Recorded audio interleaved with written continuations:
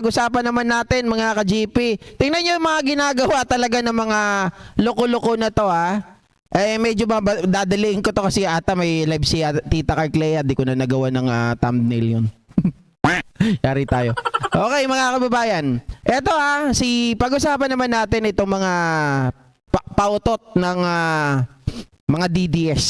Bukod po sa kanilang paninira, doon po sa pagpataw ng 10 million reward na naging 30 million daw, di ba, Ma'am Rose Baroga? Na sinasabi po mga kababayan ay itinaas na nga daw. Ngayon, panibagong gimmick na naman ang ginagawa ng kampo ng mga DDS.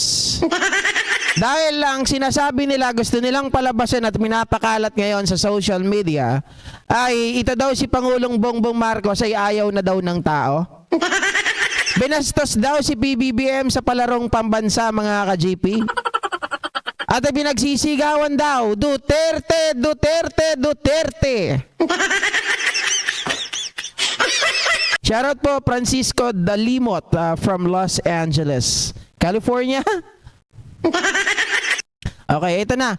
Ipakita natin sa inyo. Wag na si Banat Bay. Diyos mio Marimar. Talaga itong si Banat Bay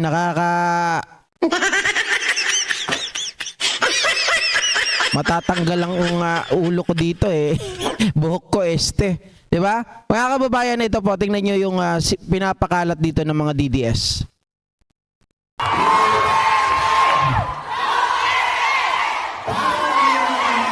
Ma'am Esteban ako, shoutout po. Ma'am Pedro Dohanita, shoutout po. Ulitin natin mga kababayan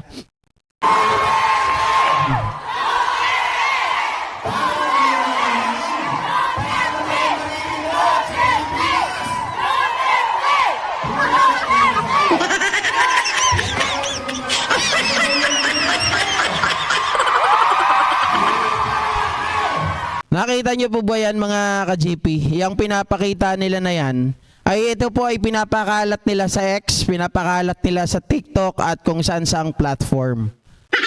Kasi nga, yung kanilang maisog rally ay palpak. Yung kanilang maisog rally ay walang mahatak na mga tao. Nakakampi sa kanila. Kaya ngayon, susubok ng iba, mga gonggong. Ayan ang kanilang ginagawa ngayon.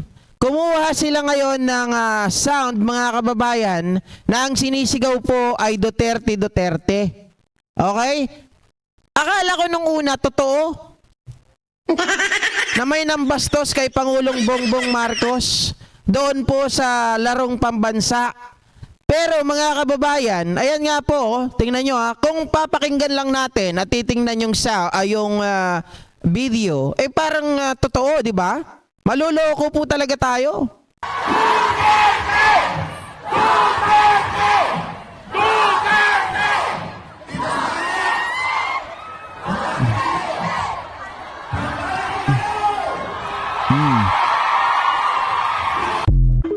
Di ba? Grabe mga kababayan, ang caption pa, ayan si BBM po yan, hindi po si Duterte yan, di ba?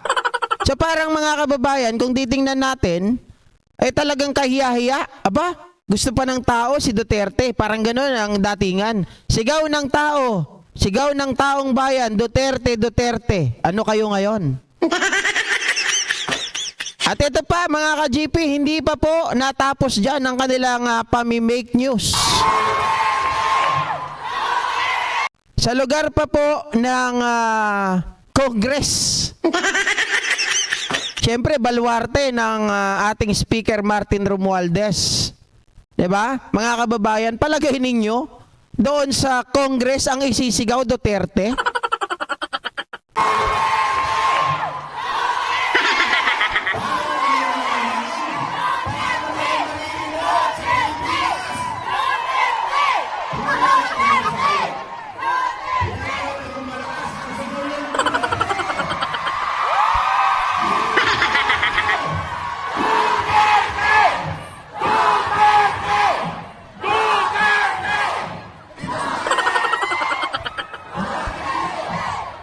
Yan ang tinatawag na poor editing.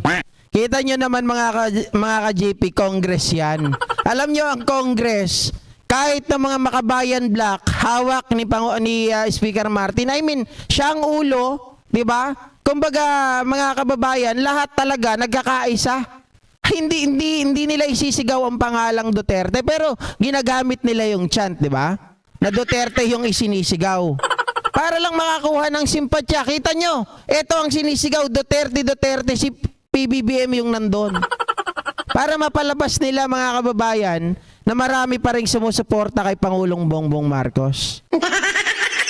Pure editing ang putya. Ito pa, mga kababayan.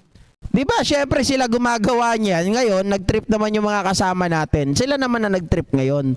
Ito, gamitin natin. Total, nagtitrip kayo, ha? Ito, gagawin namin. Trip-trip lang pala, ha? Ito, trip.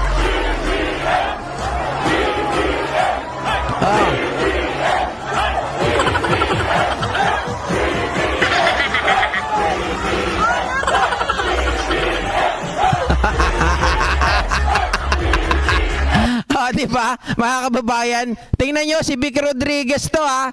Tapos BBM din ang sinisigaw. Kung kaya nyo, kaya rin namin. Di ba? Kaso kami, kaya namin ginawa ito, o kaya ginawa to ng kasamahan natin na naglagay ng chant ni PBBM para ipakita na yung kanilang ginagawa ay madali lang at poor editing. Diba? Lalong-lalo na dun sa Congress, mga kababayan.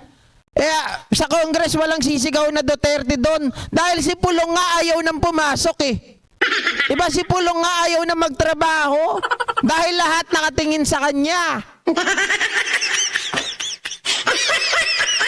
Ngayon, pahiya kayo. Biruin nyo. Nagagawa namin si Vic Rodriguez sumisigaw PBM. Diba?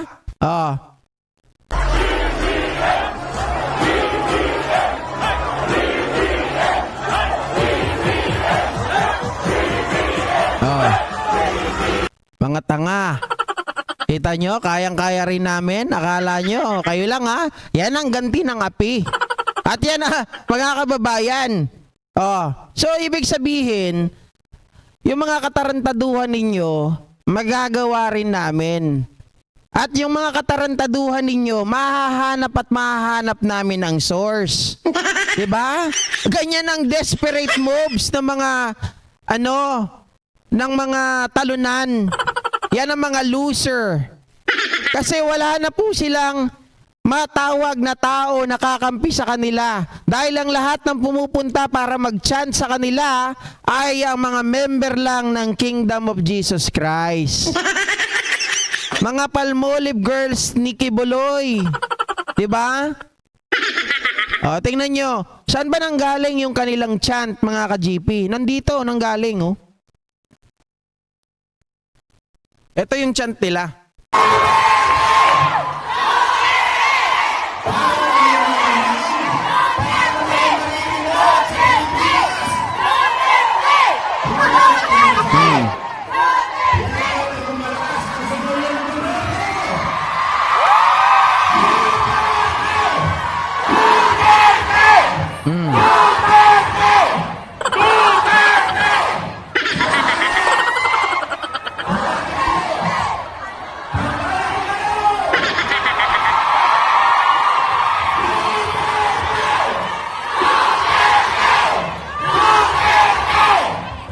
Ayan ha.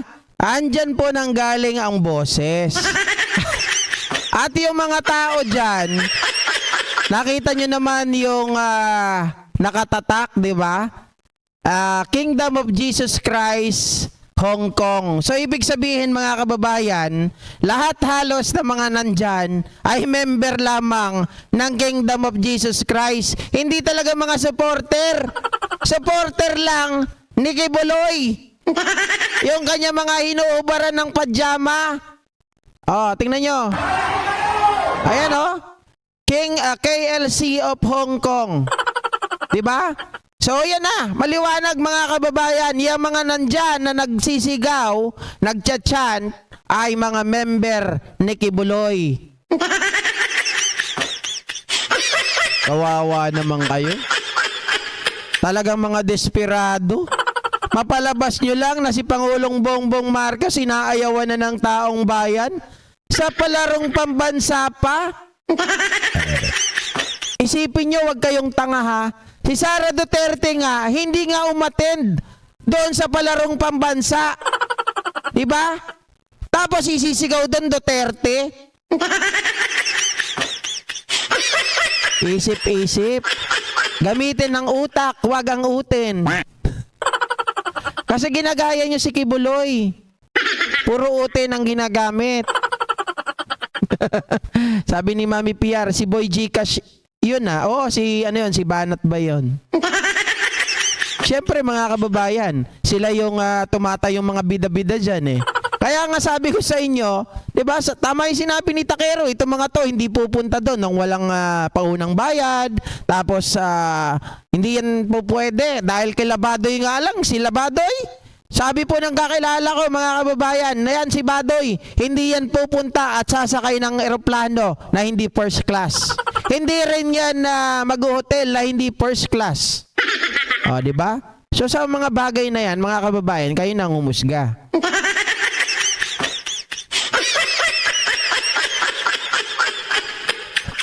Ang daming mahilig sa uten ng mga DDS. Baka mahilig sa uten.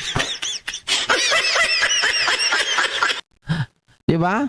Yan ang kabubuhan nila mga kababayan. Kumbaga para sa atin, ganyan ba talaga kadesperado mga DDS?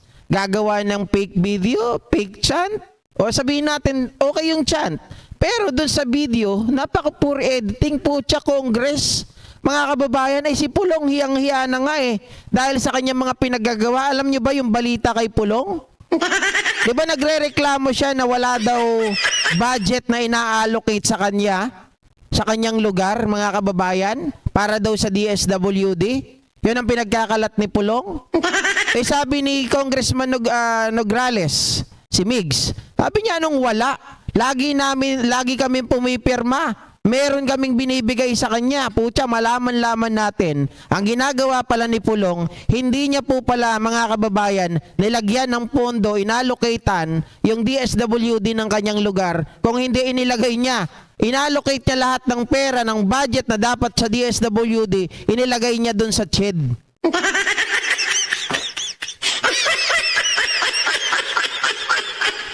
Katindi ano?